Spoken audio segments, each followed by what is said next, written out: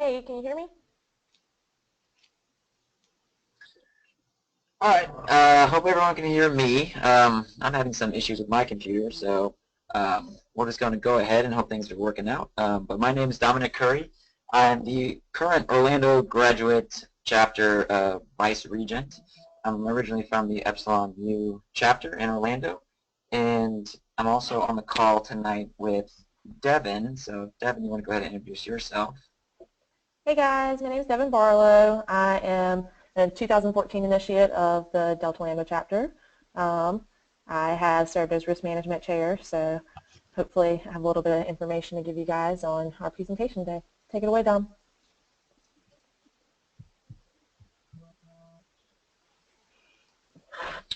All right, so again, thank you all for coming and participating tonight in our webinar. I'll just say that as we go along throughout the presentation, if you have any questions, just go ahead and type them in the chat. We're going to keep everyone muted just so there's no feedback issues with the audio, but we have people monitoring the questions, and we'll try to answer them as they come along. Any questions that Devin or I can't answer, we also have Christy ask you on the call, so we should be good to go as far as answering any questions you'll have. So as we get into the main topic of the webinar tonight, just want to give everyone a little bit of context of kind of why we're doing this.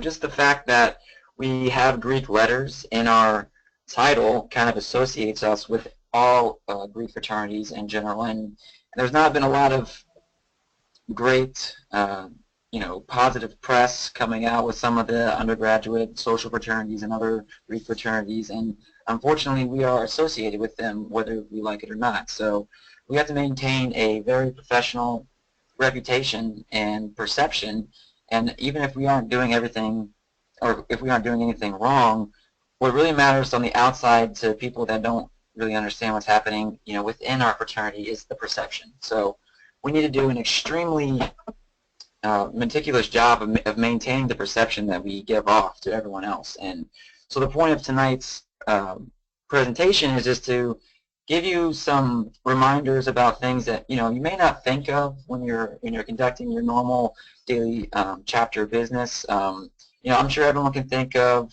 the egregious examples and the extreme exaggerated examples that have been reported in regards to hazing and sexual harassment. But there's also a lot of little subtler points that can also be considered hazing, and may or may not be things that are happening without us realizing it in our chapters. So I just want to remind everyone to evaluate the things they're doing as we go through this process. If anything sounds familiar, or if anything could be construed as something related to the things in this PowerPoint, just make sure you don't fall into the trap of traditions where you're just kind of doing things each year because that was what was done before you. So make sure you reevaluate everything that you do and really maintain our professional image that we have. So it looks like we have a question. Let me see if I can figure out how to enroll on here. One second.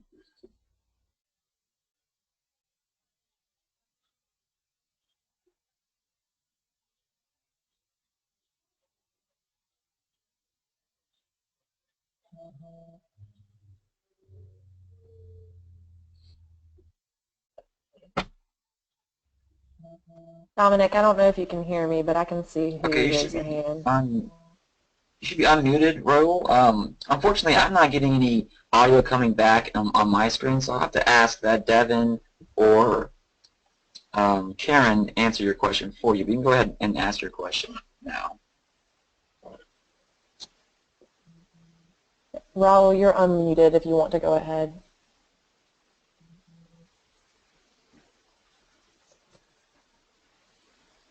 Okay. We have another question from Yosef. I don't know if Karen can unmute him too, please. Go ahead.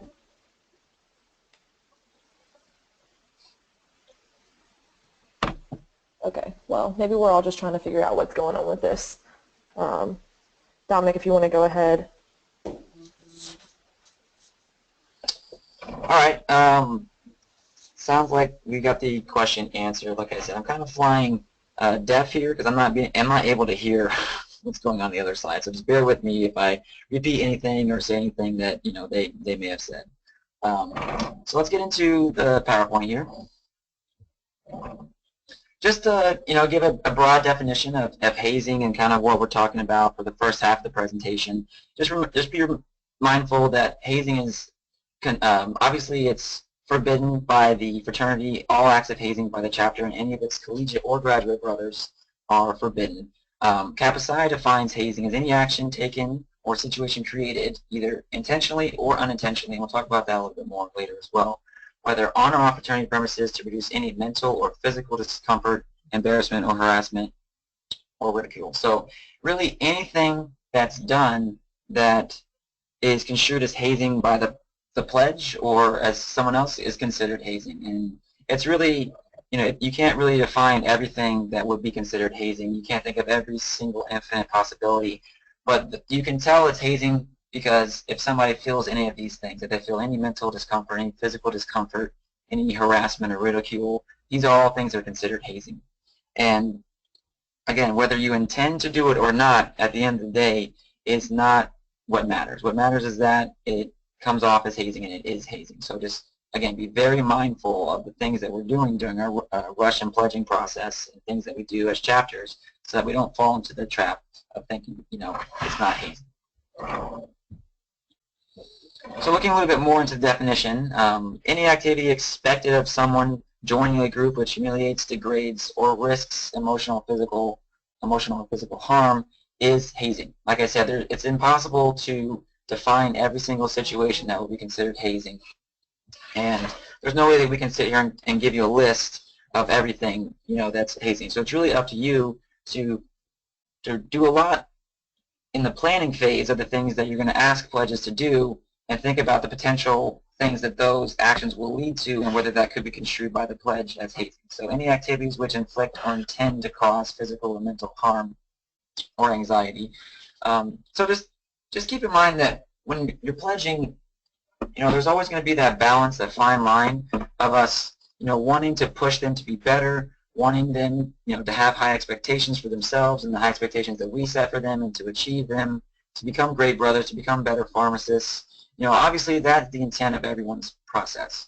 But there is a line there that can be easy to cross sometimes if we're not really paying attention, where it crosses into more of the unconstructive way of pushing people, and it can push them to a more negative side. And when you start doing that, when you start getting down that path, that's when hazing can start to come into the picture. So it's also any activities which demean, degrade, disgrace any person, regardless of location, intent, or consent of the participants. So again, even if they say they're willing to do the things that you ask them to do, even if they're willing to do something that would be cause physical or mental harm or anxiety, that still doesn't exonerate you from the fact that you had them do that. It doesn't take you out of the responsibility that you have to take care of the pledges. And that's another point I wanted to make as well. We are responsible for the pledges. They're in our care. They're working very hard to become great brothers, to be accepted into our ranks as brothers. And we are completely responsible for them.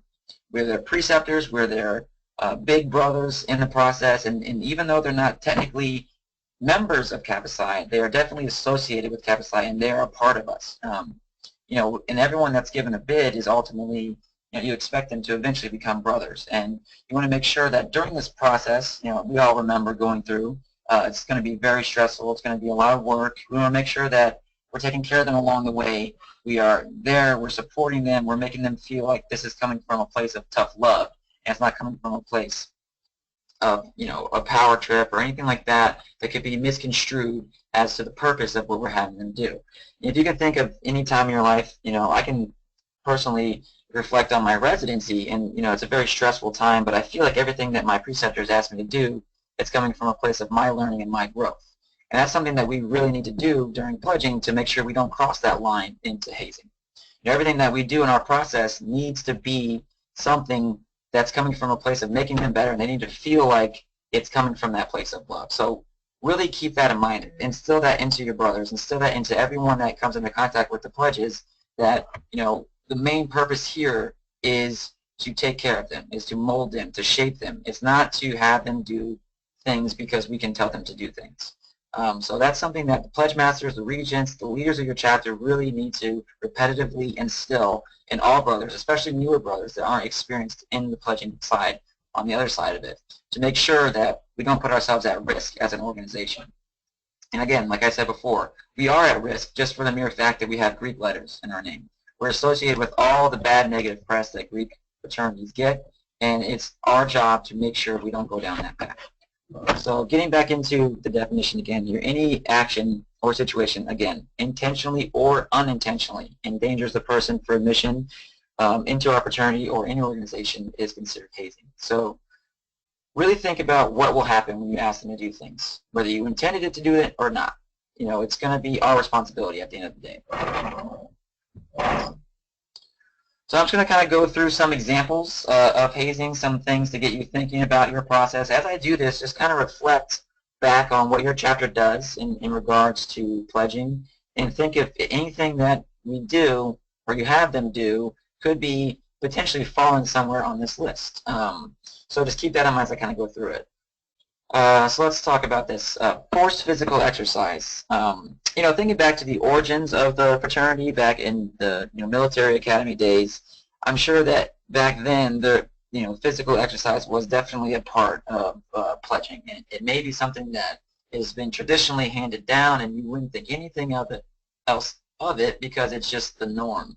But really, it's considered hazing if you force them to do exercise that they, even if they consent to do, you cannot do that. And even though it's maybe something that's been handed down for 138 years, it's something that we cannot continue because the culture around fraternities has changed, the attitude, the atmosphere of fraternities has changed, and again, to maintain our ability to remain an organization and a fraternity that will continue for another 138 years and longer, we need to make sure that we adapt to the environment and we adapt our practices and we don't stay closed-minded in what we do. So again, nothing we're saying, we're not calling anyone out, we're not saying that, people are doing things wrong on purpose, we're just merely presenting the fact that the environment has changed and we need to make sure we're adapting to it. So anything that embarrasses or causes psychological harm to the individual, any physical harm, obviously degrading or otherwise compromising the dignity of the individual. Something that should be a major part of the process is respect. They are going through something that you went through. You were there in their place, not too long ago. And you know how hard it is, and you know the work that goes into it. And we need to make sure that we maintain their dignity, maintain the respect for them, and we make them feel, what you should feel as a brother. And that'll make them want to do the assignments. That'll make them want to be a part of it. If you can show them that taste of what being a brother is like by giving them that respect of, as a peer, by still, again, expecting, having high expectations for them, but giving them that glimpse of, of brotherhood. And any activities that require an unreasonable amount of time that could impair the individual's academic efforts. So just remember, school, is the #1 priority for a pharmacy school. We came to pharmacy school to not be Kappa Psi brothers. That's a major part of our lives now, but we came to be pharmacists, and we need to make sure that our fraternity aligns with the curriculum of the school and the schedule of the school, and it's a beneficial addition to their life, and it's not a negative addition. So just keep these things in mind, reflect on your process as we're going through, and make sure that there's nothing like this occurring in your chapter. If there is, again, that's it's not. This is not to degrade or point out or call out. It's just to give you the opportunity to adjust anything that you may need to adjust in your chapter to make sure that we're doing the best possible things that we can do for our pledges. Again, some of the other things here, they're all kind of similar. Anything that makes someone an object of ridicule, anything that requires consumption of any liquid or solid matter, obviously these are the things that are more common sense. Requiring individuals to participate in illegal activities or anything that goes against their moral or their religious beliefs. Obviously, I don't think this is probably not an issue anywhere, but it's just, again, repetition to make sure that even, there are a lot of religions and cultures that have very specific beliefs and very specific customs that everyone may or may not be aware of. So it's very important to make sure that those things are divulged, from the pledges by getting that information. What sorts of things do you have in your life? We want to make sure that we don't force you to do anything, or we don't ask you to do anything that would be against your religious or your moral beliefs. And obviously, you don't want to violate any laws, rules, or regulations that are associated anywhere that you're going. We're professionals. We're a professional fraternity. We're vying to be professional healthcare providers, and we really need to carry ourselves in a way that separates us from, some of the negative images that are being portrayed by some of the other fraternities out there. So we need to make sure that we just carry ourselves in a different manner, in a more professional manner. So any laws, rules, regulations, just don't break them. So I'll give you an example now. The Omega Chi chapter wants their new pledges to take a road trip the night before an exam to promote pledge bonding. The road trip is an all-night venture, and the pledges are not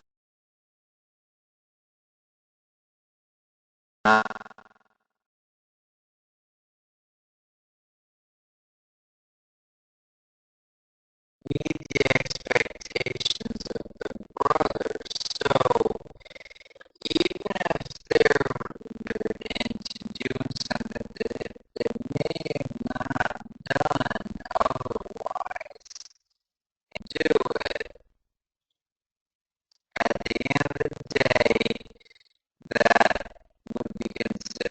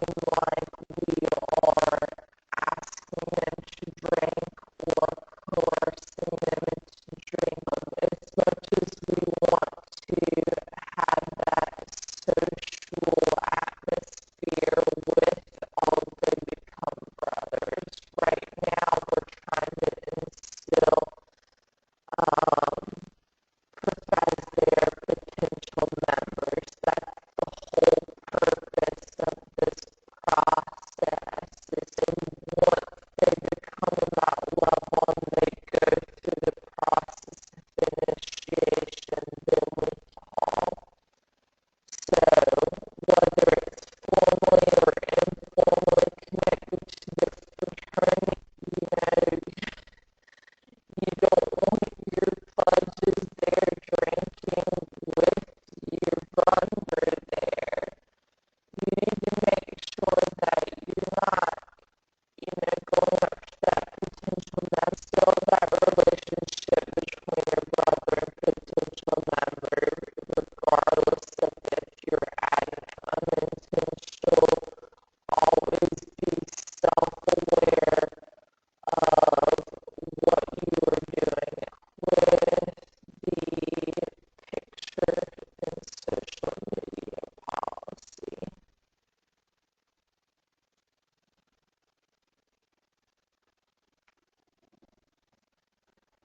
Sorry, I'm having a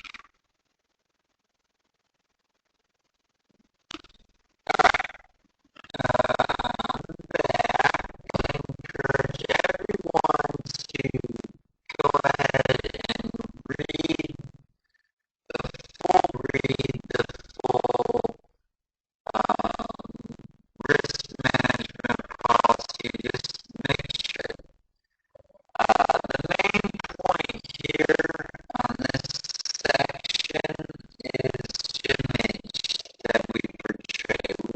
We are taking care of the perception that we put highlighter and whether it's on any sort of social media, that we just need to make sure that we don't have anything negative, and that may be the only piece of referencing that we do,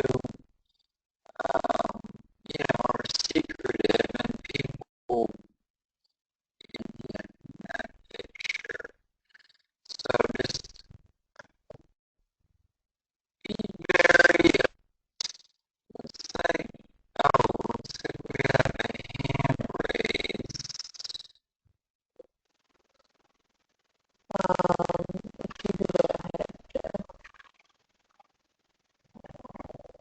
if you're speaking, but I can't hear you.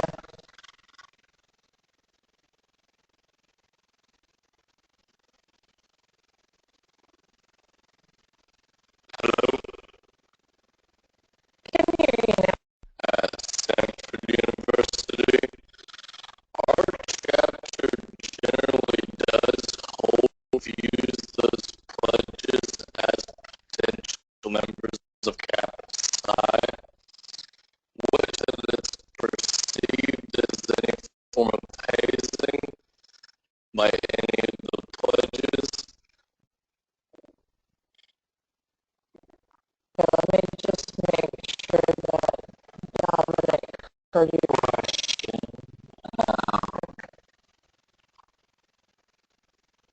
Is he It was, yes, it was her part of the presentation.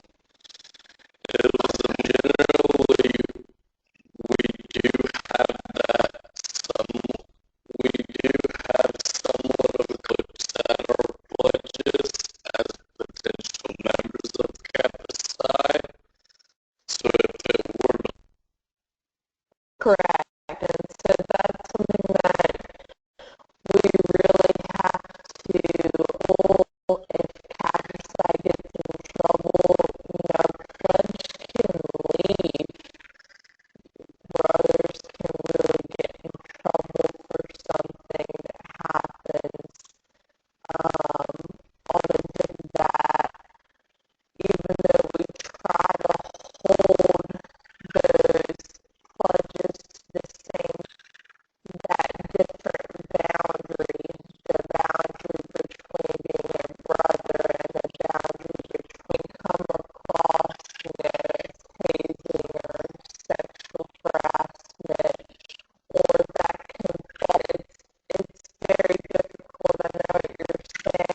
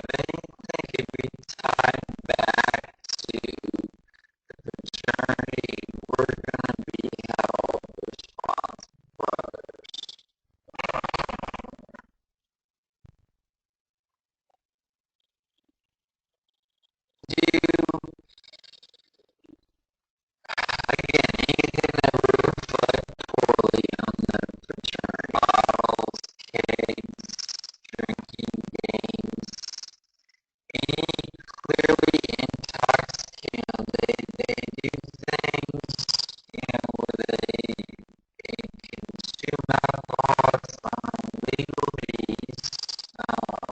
I'm sure many people were in undergrad fraternities and now think about fraternities. One of the first things you think of is drinking games, people being very involved. That image and relate it to Kappa Psi, it's going to be liable for anything that may put our fraternity that's going on around you. No sexist photos, racist or discriminatory pictures, no illegal activity policies. So just do things the right way and filter and monitor anything that gets posted that's related to Kappa Psi and make sure that, highlight all the great things that we do as a fraternity, and we just need to highlight those things a lot more. Something that's near and dear to us as brothers, that's, one of the exclusions. We want to make sure that remains secret. That's something great to anyone that we should not be posting anything that's related on social media. As well, want to be careful of the things you're posting, the imagery outside related. Whether you might think of it as campsite related. So we have an example on here that I'll do myself. Not sure if that's quite a good thing. Come to light lately in the past couple of years. Oh, he's giving a screen to me. Yeah.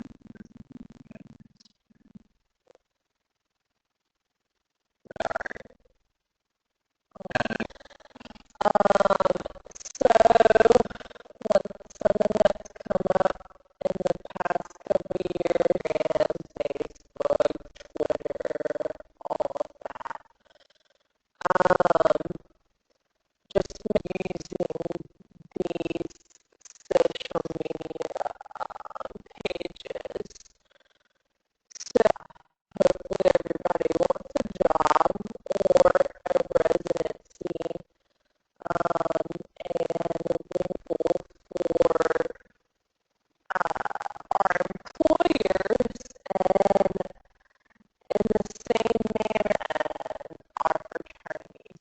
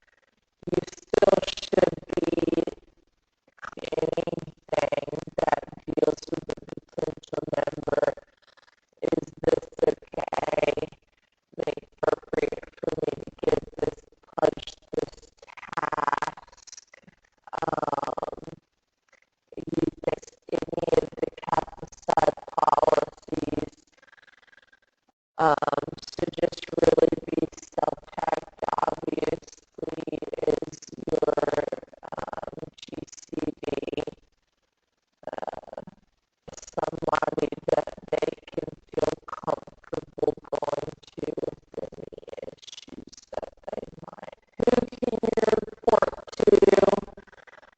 Obviously, the mild issues, and this isn't point of contact, is going to be your ChatGPT or our lovely Grand Regent. She has enough on her plate to offer. So it's going to steer anybody away from that. So if anything's PD, ask them, hey, this happened. I think this might have been inappropriate. Can you help? So thank you guys for listening to us. We'll open it up.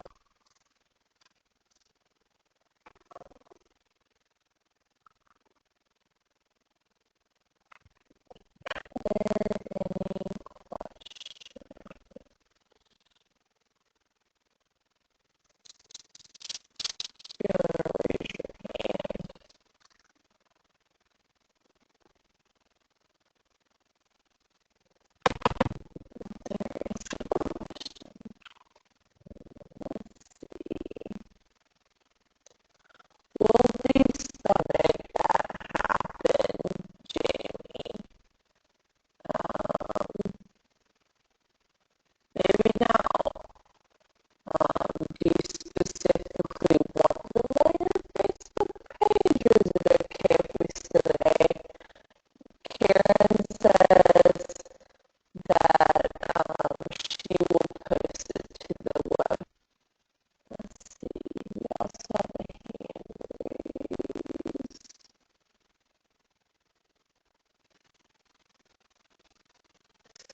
Dominic, if you want to what's your name? Caveat, maybe? I love it. It's pretty. If making pledges stand for prolonged times, 1 to 2 hour periods.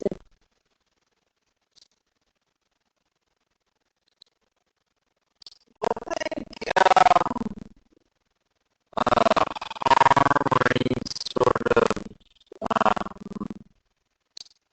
undo, as long as you're throughout, the meetings, offering, or if they need water, just making it known if they need anything, if they've been.